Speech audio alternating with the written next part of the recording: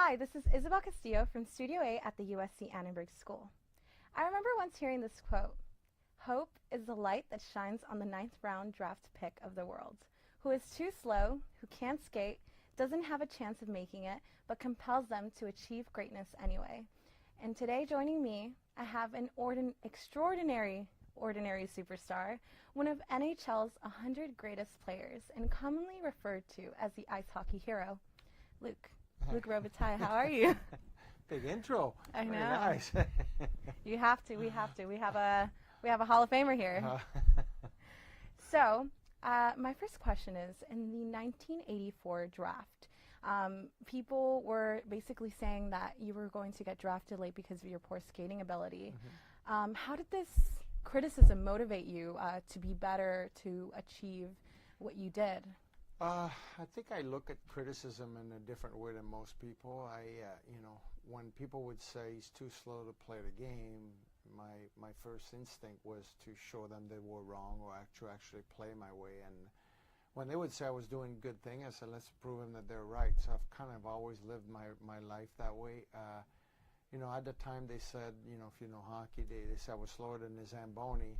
So I made sure whenever I get on the ice and the Zamboni was on the ice, I skated faster to it just to prove everyone wrong. But it was one of those things that personally I just figured if my name is on the list and I get drafted regardless of the round, it gives me a chance and I'll do the best I can. Wow. Those are some 7 long hours that you waited, so I heard. Yeah, it was 7 long hours waiting at the draft, and in Montreal in those days, the arena had the best hot dogs in hockey, so I think I always joked I had a hot dog every hour. So it was a lot of food, but it was all worth it. I think the biggest thing is, like I said, knowing that my name was going to be on the list. Now I had a chance. To me, it was up to me after that to prove that, I had a chance to make it. Right. So in many interviews I heard, you were saying your talent was driven by the observation. You observed many players who had certain skills. Which players did you use to model your game after?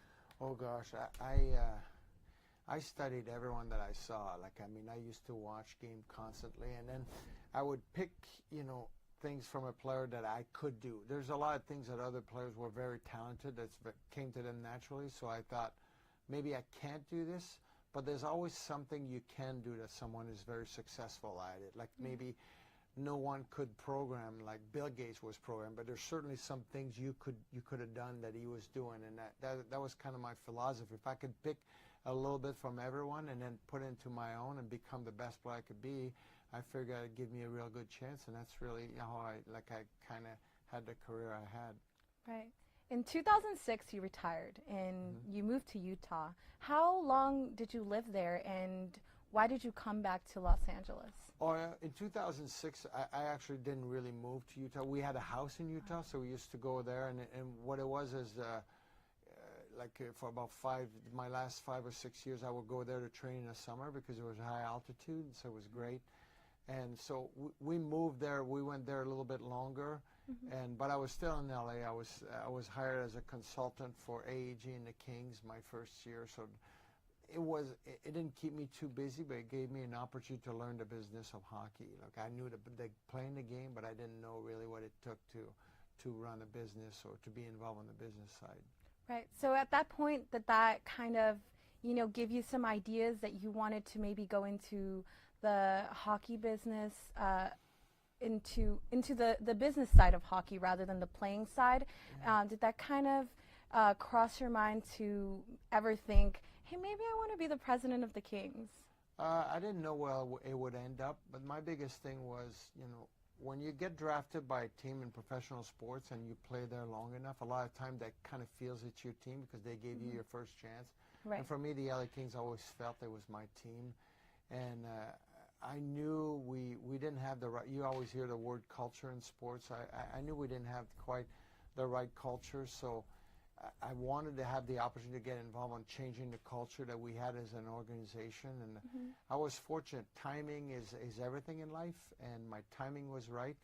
But if I were to say something about that is I was ready when my timing was right, and I made sure there was no excuse that even if I made some mistake along the way, that I was going to keep going. And, that was probably the biggest thing for me was to have an opportunity to change the culture of the LA Kings.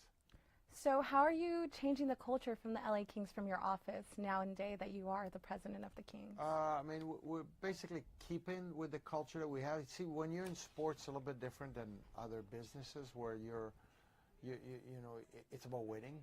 You know, you're only good when you win. Right. You can have a great organization and treat people good, and the results are always about winning. But so we go out of our way to do everything right, to be the best organization that we can be. But at the end of the day, we always constantly talk with our group about whatever we're doing is to help our players, help us win a Stanley Cup. So whether you're selling tickets or helping with the foundation or responding to a season seat holder that's not happy, we want to be like kind of like treating people like the best hotels in the world, but at the same time knowing that if we have the right results, we'll help our players help us win the next cup. Right.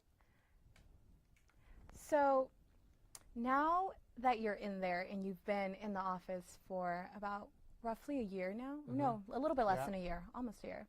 How do you think, what is the level of pressure? Is there more pressure, less pressure? How do you feel? There's always pressure in sports. And actually, for anyone that loves what they do, there's a certain pressure. It's a fun pressure. It's pressure to perform. And,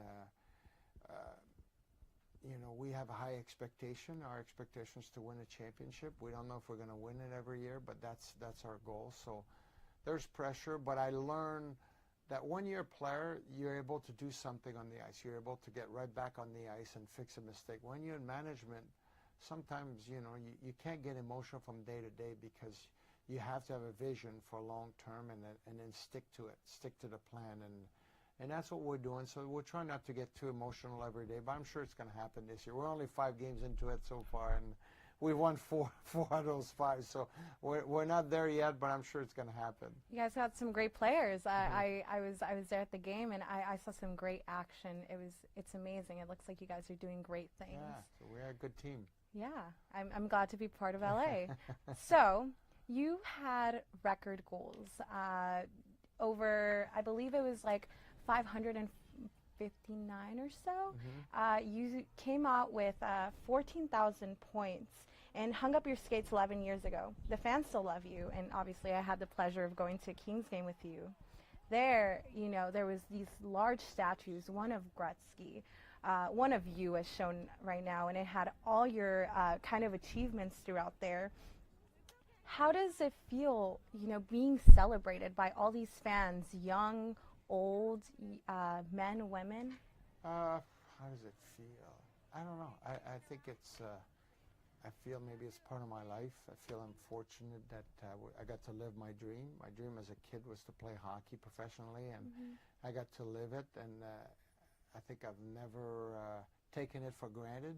So today when people come up to me and, you know, talk about the Kings or say hello, it feels like it's always been there. It was there when I was here in '86, and it's still there today, and I've treated them the same way I do today as I did then, and I'm tried to be patient, never forget where I come from. And, you know, if you were to ask me when I was 14 years old, would you say hello to every fan you ever going to see or sign every autograph, you know, until the day you died to play in the NHL 20 years? I would have said, heck yes, I'll do anything and more.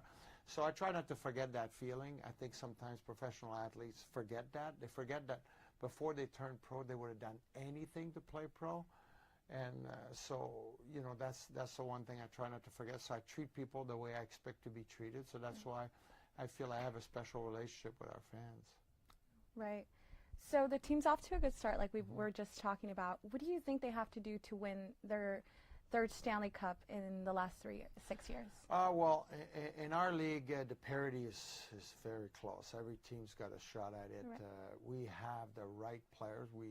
But, you know, we're going to have to be lucky. We're going to have to be healthy at the right time. Right. It's important to start fast because you want to accumulate as many points as you can, so you don't have to be in a fight in March. You know, it's a long season that we play.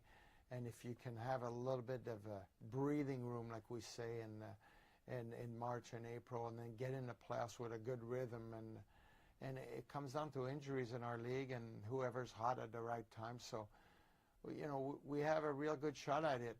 At some point, you know, we might make one or two moves, but right now we're really trusting our young players that we have and our veterans, and we're not looking to do anything.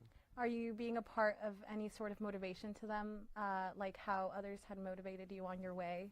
Is there anyone you're kind of like looking out for that reminds you of a young Robitaille? We have a lot of good young players. There's no one that reminds me of me. Sometimes I look at Tyler Toffoli. He's got that knack of scoring that I had, but I think it's more when you're management, you're going to have one or two times where you got to be hard, but I do believe in leading with positive input on finding something good that someone's doing, making sure they keep doing it. And at the same time, if someone is not working hard, you gotta nip it right away.